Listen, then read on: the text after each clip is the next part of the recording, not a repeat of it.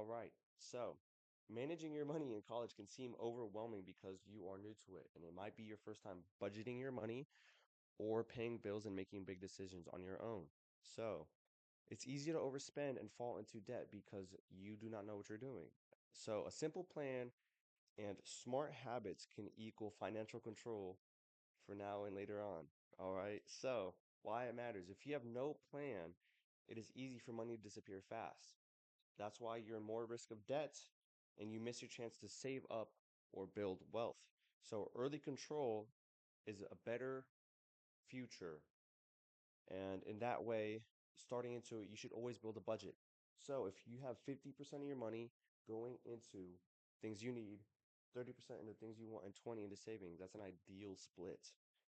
And you could use things such as spreadsheets, pre-built templates, or banking apps have things that separate things into categories. So this is a template I found online and it's easy to just go and use something someone else built. Now you know where your money is going, preventing overspending, and you're making intentional choices. That way your money isn't just disappearing. All right. So gaining control is one of the most important things. Now, organizing your accounts. You should have multiple accounts because if you have everything in a checking account, it is easier for you to swipe a card. So when you have a savings account, it is harder to spend that money.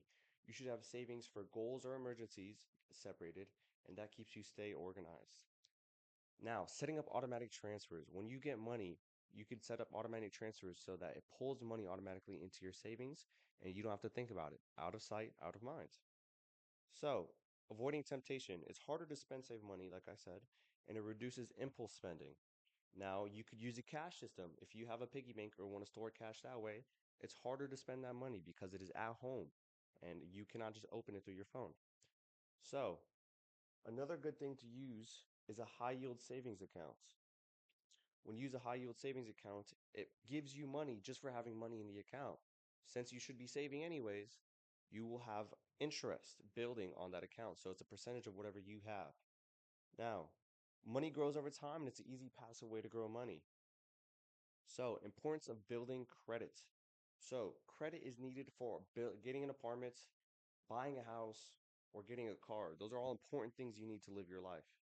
And so what you should be doing is using your card for small purchases or regular purchases. You should be using 1 to 9% ideally because 1 shows that you're using the card and below 9 shows that you're not a risky person. And once you pay off that balance fully, you should be getting credit. So you want to keep your utilization low. Credit is a tool. You should be using it responsibly. And consistency builds scores. So having a routine helps you build a score. Now, do not spend money you do not have. So if you do not have money to pay a card, do not use it. Student benefits. So such as a credit card for the Discover, you have benefits being a student. It's able to get this card easier and it's a good way to start.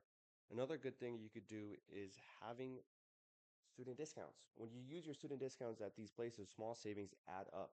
So every dollar you save at the end of the year could be $365. It's all about how you spend it. Now, another thing you should be using is tools. Tools are a very important thing. So you could use apps such as UniDays, which compiles all your student discounts and benefits into one app so you could check it. Things as Credit Karma or your own banking app, which has perks and credit watching such. So in conclusion, it doesn't have to be complicated.